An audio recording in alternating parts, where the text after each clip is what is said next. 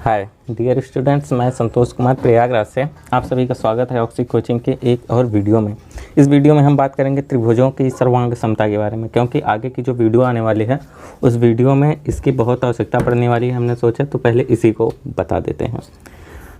Video शुरू करने से पहले सब्सक्राइब कीजिए ऑक्सी कोचिंग यूट्यूब चैनल को और बेल आइकन को ऑल पे कीजिए, जिससे फ्यूचर में कोई वीडियो आप मिस ना करो। अगर आपने पहले से ही सब्सक्राइब कर रखा है तो थैंक यू वेरी मच।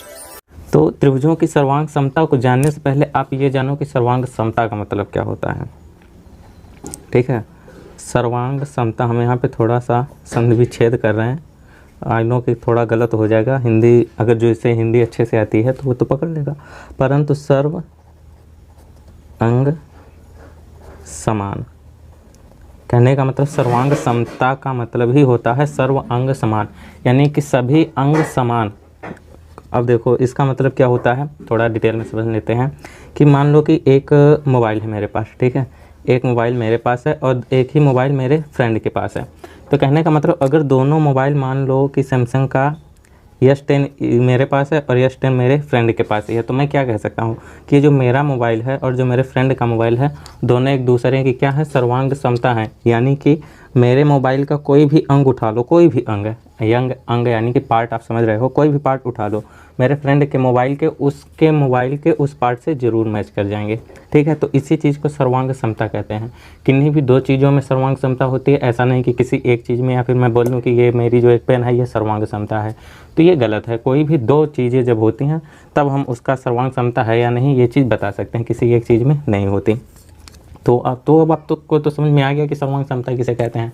और भी अगर जैसे हम कुछ उदाहरण थे कि जैसे माचिस की एक डिब्बी होती है और उसी कंपनी की सेम ब्रांड की सेम माचिस की डिब्बी है, तो एक माचिस की डिब्बी जो होगी वो दूसरे माचिस की डिब्बी क्या होगी, सर्वांग समता होगी।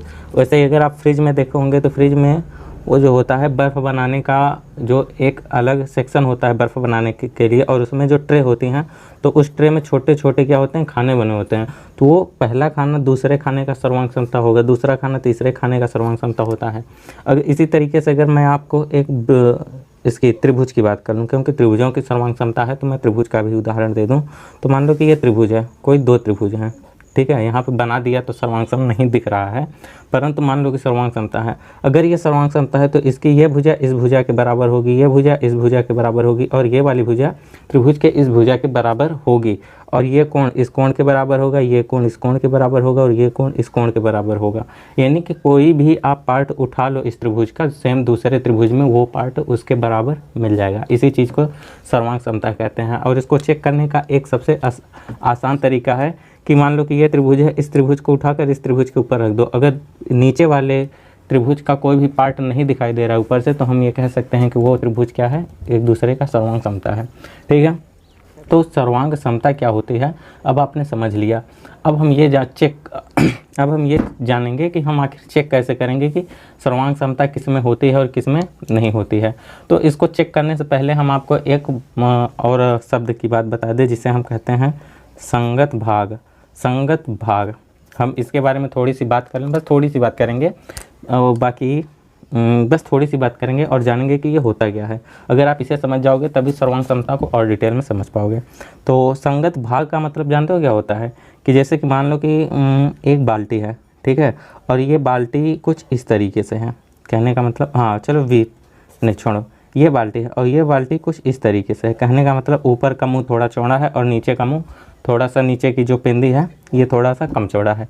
और एक दूसरी बाल्टी है, ठीक है, वो भी सेम इसी तरीके से। तो हम ये कह सकते हैं कि ये वाली बाल्टी जो है, इस बाल्टी की सर्वांग समता है। अब ऐसा क्यों? क्योंकि बाल्टी की ये भुजा इस भुजा के बराबर होगी, ये भुजा इस भुजा के बराबर होगी, और इसकी जो पेंदी है इस पेंदी के बराबर होगी। अब मान लो कि एक बाल्टी ऐसी हो, क्या कहते हैं, इस तरीके से। अरे ये बीच में पेन चल गई, यहाँ पे नीचे मैं आपको बता देता हूँ। मान लो कि इस तरीके से हो, ठीक है। मान लो कि ये भुजा इस भुजा के बराबर तो हो, परंतु ये भुजा इस भुजा के भी बराबर हो, लेकिन ये पेंदी बराबर नहीं है, तो हम क्या बोलेंगे कि सर्वांग समता नहीं। अब संगत भाग का मतलब ही होता है, जैसे कि त्रिभुज में हम दो त्रिभुज बनाते हैं, ठीक है, ABC, तो यहाँ पे PQR लिखते हैं।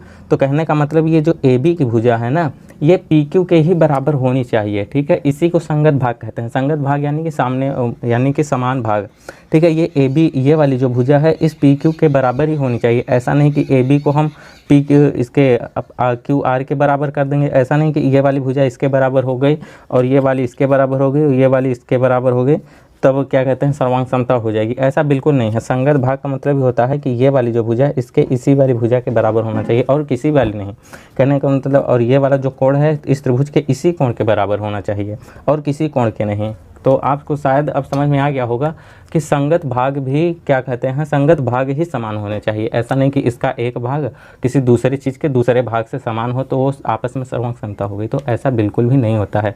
तो आप संगत भाग समझ लिए, सर्वांग समता क्या होती है ये समझ लिए। तो अब हम ये बात करते हैं कि त्रिभुजों की सर्वांग समता चेक करने के कितने नियम होते हैं। तो बेशक 3 नियम होते हैं, ठीक है। पहला नियम होता है ट्रिपल यस। देखो थोड़ा गौर करो, ट्रिपल यस मैंने लिखा है, ठीक है। यस यस यस, यस का मतलब होता है साइड, ठीक है। इस यस का मतलब हुआ साइड, इस यस का भी मतलब हुआ साइड और इस यस का मतलब भी साइड ही हुआ। साइड का मतलब होता है भुजा, ठीक है। भुजा, हम सिर्फ त्रिभुज की बात कर रहे हैं और कोई नहीं, और ना ही वृत्त ना सर्क और ना ही क्या कहते हैं वर्ग, किसी की बात नहीं कर रहे हैं, सिर्फ और सिर्फ त्रिभुज की बात कर रहे हैं। तो इसमें किसी भी त्रिभुज की, किसी भी 2 त्रिभुज की अगर तीनों भुजाएं आपस में बराबर हों, जैसे कि अगर हम यहाँ पे एक त्रिभुज बनाते हैं और एक त्रिभुज यहाँ पे बनाते हैं, तो कहने का मतलब ABC XY Z, तो कहने का मतलब ये भुजा इसके बराबर हो जाए, ये भुजा इसके बराबर हो गई और ये भुजा इसके बराबर हो गई। ऐसा नहीं कि ये भुजा इसके बराबर होगी तब भी काम चलेगा, ऐसा बिल्कुल नहीं है। तो कहने का मतलब अगर तीनों भुजाएं, किसी त्रिभुज की तीनों भुजाएं अगर समान होती हैं, ठीक है, एक दूसरे के, तो वो त्रिभुज क्या होगा, एक दूसरे का सर्वांग समता होगा। कोण को चेक करने की ज़रूरत ही नहीं है, ठीक है। अभी आपको समझ में आ गया है कि पहली स्थिति क्या है कि तीनों भुजाएं आपस में बराबर होनी चाहिए। तो अभी बढ़ते हैं दूसरे चीज़ पे। तो दूसरा है यस ए यस, ठीक है। यस ए यस, यस ए यस का मतलब ही होता है कि यस का तो मतलब आपको पता है साइड, SIDE, और ए का मतलब होता है एंगल, ANGLE, और इस यस का भी मतलब हुआ साइड। कहने का मतलब मान लो कि हमें तीनों भुजा का माप नहीं पता है, मान लो कि हमें 2 भुजा पता है और एक कोण पता है, ठीक है। मान लो कि 2 भुजा समान है किसी त्रिभुज की। चलो हम त्रिभुज बना के आपको दिखा देते हैं। मान लो कि ये भुजा और ये भुजा क्या कहते हैं, ये दोनों भुजाएं त्रिभुज की समान है। तीसरी भुजा के बारे में हम नहीं जानते समान है या नहीं, परंतु हमें यह पता है कि ये जो कोण है इस त्रिभुज के इस कोण के बराबर है। तो क्या ये सर्वांगसम होंगे? तो बिल्कुल सर्वांगसम होंगे। इसे हम यस ए यस नियम भी कहते हैं। यस ए यस मतलब साइड एंगल साइड। अब इसमें एक चीज़ और आपको बतानी है कि यस ए यस का मतलब 2 भुजा एक कोण समान होने चाहिए, ये तो ठीक है, परंतु वो जो कोण समान होना चाहिए ना, उन दोनों भुजाओं के बीच वाला ही कोण समान होना चाहिए। जैसे इस त्रिभुज में हम इन दोनों भुजा की बात कर रहे हैं ना, इन दोनों भुजा की, ठीक है। तो इन दोनों भुजाओं के बीच का कोण कौन सा है? ये वाला है, ये वाला है। ऐसा तो है नहीं कि ये वाला बीच का कोण है, ये वाला कोण तो है, परंतु इन दोनों भुजाओं के बीच में नहीं है, ठीक है। तो कहने का मतलब जो दोनों भुजाएं बराबर होंगी उन्हीं दोनों भुजाओं के बीच का कोण भी बराबर होना चाहिए। इसीलिए इस एंगल को हमने बीच में लिखा है। हम इसको ऐसे भी तो लिख सकते हैं यस यस ए, यानी कि 2 भुजा एक कोण। यहाँ पे भी तो 2 भुजा एक कोण है, वही सेम चीज़ 2 भुजा एक कोण यहाँ पे भी है। लेकिन हमने इसको ऐसे क्यों नहीं लिखा? क्योंकि हमें पता है वो जो कोण होना चाहिए उन दोनों भुजाओं के बीच वाला ही कोण समान होना चाहिए। अगर कोई और कोण समान होता है तब तो उस स्थिति में सर्वांगसम नहीं होंगे, ठीक है। तो दूसरा नियम भी आपने देख लिया। और तीसरा लास्ट नियम है कि कोई 2 कोण और एक भुजा, ठीक है, इसे हम ऐसे लिखते हैं AS A। ए का मतलब आपको पता ही है एंगल, यस का मतलब आपको पता ही है साइड, और इस ए का मतलब भी एंगल ही होगा। कहने का मतलब कोण भुजा कोण, ठीक है। अब इसको हम भी त्रिभुज बना के आपको बता दें। अभी देखो 2 त्रिभुज हमने बना लिए। अभी कोण भुजा कोण का क्या मतलब होता है? मतलब कि किसी भी त्रिभुज का कोई 2 कोण, ठीक है, ये वाला कोण किस कोण के समान होना चाहिए? आपको तो पता ही है, ये वाला कोण के समान होना चाहिए, ठीक है। और ये वाला कोण किस कोण के समान होना चाहिए? ये वाला कोण के समान होना चाहिए, ठीक है। हम नाम यहाँ पे PQR और ABC नाम लिखना भूल गया, तो ठीक है। तो PR यानी कि 2 कोण, यानी कोण P कोण A के बराबर होना चाहिए, कोण R कोण C के बराबर होना चाहिए। 2 कोण तो बराबर हो गए, लेकिन ये जो भुजा है, अब आपको पता चल गया है कि ये जो भुजा है इसे बीच में हमने क्यों लिखा है? यस, क्योंकि इन दोनों कोण के बीच वाली भुजा ही दूसरे त्रिभुज के भुजा के बराबर होनी चाहिए। अगर ऐसा है तभी सर्वांग सम है। ऐसा नहीं कि ये वाली भुजा बराबर ना हो के, अगर ये वाली भुजा को बराबर अगर मान लो होती है और ये कोई दो कोण बराबर होते हैं, तब उस स्थिति में भी क्या सर्वांग सम होंगे? तो बिल्कुल सर्वांग सम नहीं होंगे। यानी कि जो भी दो कोण सर्वांग सम होंगे, यानी कि जो भी दो कोण आपस में बराबर होंगे, उन्हीं दोनों कोण के बीच की भुजा भी बराबर होनी चाहिए। जो कि जैसा कि अभी हमने यहाँ पे देखा था, यहाँ पे दो भुजा बराबर थे और तीसरा कोण दोनों भुजाओं के बीच में, ठीक है। इसीलिए यहाँ पे दो कोण बराबर हैं और तीसरी जो भुजा है वो उन दोनों कोणों के बीच वाली ही बराबर होनी चाहिए। तो तीन ही स्थिति होती है यहाँ। एक स्थिति और होती है LHS नहीं, RHS। इसे राइट हैंड साइड मत समझ लेना, ये केवल समकोण में होता है। राइट का मतलब राइट एंगल, एच का मतलब क्या होता है? हाइट।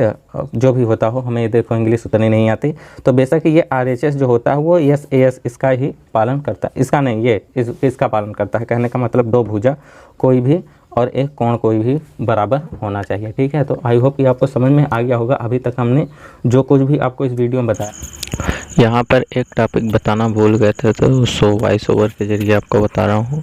अगर आप ये सोच रहे हो कि तीनों कोण अगर आपस में बराबर होते हैं किन्हीं भी दो त्रिभुज के, तो क्या वो आपस में सर्वांग सम होंगे? तो मैं बताना चाहूँगा ऐसा बिल्कुल भी नहीं है। अगर किन्हीं दो त्रिभुज के तीनों कोण आपस में बराबर होते हैं तो वो दोनों त्रिभुज किसी भी तरीके से सर्वांग सम नहीं होंगे। एक पॉइंट और आपको बताना है कि मान लो किसी बच्चे के दिमाग में ये क्वेश्चन आ गया वहाँ संगत भाग के लिए, संगत भाग को लेकर। देखो, मान लो कि एक त्रिभुज ऐसा है ABC, ठीक है, और दूसरा त्रिभुज ऐसा है XYZ। तब हम सर जी कैसे जानेंगे कि ये कौन सा भाग किस भाग के बराबर हो? तब देखो, ऐसी स्थिति में अगर त्रिभुज समान दिखाई दे रहे हैं तब तो ठीक है। अगर त्रिभुज समान नहीं दिखा, मान लो कि त्रिभुज ऐसा बन गया हो, ये त्रिभुज बन गया है, अगर हम बता दें कि ये वाला त्रिभुज इस त्रिभुज के सर्वांग सम है, लेकिन आप कैसे चेक करोगे? आपको तो पता ही नहीं है कि कौन सा भुजा PQR, कौन सा भुजा किस भुजा के बराबर हम चेक करेंगे। वैसे सीधा था तो हमने क्या कहते हैं संगत भाग के जरिए चेक कर लिया था। इसमें संगत भाग कैसे पता चलेगा? तो इसमें देखो, आप नाम से चेक करोगे। जहाँ कहीं भी अगर जैसे ये त्रिभुज लिखा है ना, तो त्रिभुज तो लिखा है, लेकिन इसको दिखाने के लिए हम कुछ छोटा सा त्रिभुज और ABC ऐसे कुछ लिखते हैं ना कि त्रिभुज ABC में, तो त्रिभुज ABC, यहाँ पे ABC लिखा है और यहाँ पे इसको दिखाने के लिए हम क्या लिखेंगे? त्रिभुज XYZ में। तो अब कहने का मतलब यहाँ पे AB है, तो भुजा ये जो AB है इस भुजा के XY के बराबर होना चाहिए। कहाँ पे? ये, यानी कि ये वाली भुजा इस भुजा के बराबर होनी चाहिए, ठीक है। यानी कि पहले अंक देखो, AX BY, यानी कि AB यानी कि XY, समझ में आया? BC यानी कि YZ और AC यानी कि XZ, ये भुजा। और कोण की बात करें तो एक कोण के लिए DX कोण होगा। अगर इसी कोण को, मान लो इसी त्रिभुज को हमने YXZ का नाम दे दिया, ठीक है, YXZ को नाम दे दिया और ये नाम नहीं है, तब आप AB जो भुजा होगी वो Y और X के बराबर होगी। तो YX कहाँ पे है? Y और X अभी भी, अच्छा इधर ही है, मान लो कि YZ X के बराबर दे दिया, ठीक है, त्रिभुज YZ X। अब देखो यहाँ पे AB है, ठीक है, परंतु यहाँ पे YZ है, ठीक है, तो YZ को ही देखेंगे। YZ ये वाली भुजा क्या कहते हैं? इसका वो होगा, संगत भाग होगा, ठीक है, कोई और नहीं होगा। तो तब हम नाम से हम ये चेक कर सकते हैं कि कौन सा भाग किस भाग का संगत भाग है, ठीक है। तो आई होप कि आपको सभी डाउट क्लियर हो गए होंगे। अगर अभी भी आपको त्रिभुज की सर्वांग समता और त्रिभुज की सर्वांग समता की कसौटियाँ, यहाँ से ये कसौटियाँ चालू होती है। कसौटियाँ का मतलब आप तो समझते ही हो, कसौटियाँ यानी कि नियम, ठीक है, तो यहाँ से नियम चालू होते हैं। तो त्रिभुज की सर्वांग समता से लेके और उनकी कसौटियाँ से लेके और संगत भाग को लेकर अभी भी आपके मन में कोई डाउट है तो या कमेंट में हमें ज़रूर बता देना, और हो सकता है कि हम आपको कमेंट में ही आपका डाउट क्लियर कर दें। अगर ऐसा नहीं होता है तो हमने डिस्क्रिप्शन में लिंक दिया है टेलीग्राम की, वहाँ पे आप हमसे ज्वाइन होकर बेशक अपने सारे डाउट क्लियर कर सकते हो। अगर आपको ये वीडियो पसंद आई है तो वीडियो को लाइक कर दो, और अगर नहीं पसंद आई है तो कारण यार ज़रूर बता देना कमेंट बॉक्स में। तो मिलेंगे हम आपसे नेक्स्ट वीडियो में नेक्स्ट टॉपिक को लेकर। तब तक के लिए बाय बाय, टेक केयर, ख्याल रखना अपना, बाय।